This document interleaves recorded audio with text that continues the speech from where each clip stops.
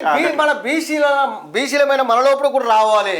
అక్కడ ముఖ్యమంత్రిని మనం నుంచుకోవాలన్న ఆలోచన మనకి ఎప్పుడు వస్తుందో నాకు అర్థమైతలేదు. ఎందుకంటే ఎన్నికలు వచ్చేదాకా మనమంతా ఒకటి అంటాం, ఎన్నికలు వచ్చిన తర్వాత నేను కాంగ్రెస్ బీజేపీ బీఆర్ఎస్ చీలిపోతారు. ఎన్నికలు వచ్చేసరికి ఇదే జరుగుతుంది.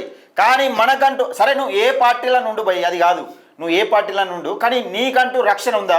బీసీలకంటూ రక్షణ ఉన్నదా అన్న? ఏ పార్టీలో బీసీలకు రక్షణ లేదన్న.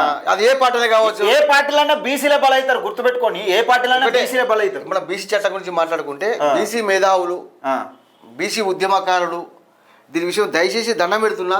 ఎందుకంటే సమాజంలో జరుగుతున్న అసమానతలు, అవమానాలు, అణచివేతలు చూస్తున్నాం కాబట్టి దీనికోసం ప్రత్యేకంగా ఒక చట్టం వస్తే, ప్రత్యేకంగా చట్టం రావాలి. ఈ చట్టం రావాలంటే ఏం చేయాలి? బీసీలమైన మనము కేవలం అలంకారప్రాయ ఉద్యమాలు కాకుండా, కేవలం పత్రికా ప్రకటనల కోసం ఉద్యమాలు కాకుండా, సభలు సమావేశాలు కాకుండా ప్రభుత్వాల మీద, అది రాష్ట్ర ప్రభుత్వం కావచ్చు, కేంద్ర ప్రభుత్వం కావచ్చు, ప్రభుత్వాల మీద గట్టిగా ఒత్తిడి తీసుకొస్తే, ఈ చట్టం వస్తే రేపటి మన పద్మశాలి కాబట్టి పద్మశాలని పోతుంది, మన బీసీ భావితరాలు బాగుంటాయి మిట్లారా.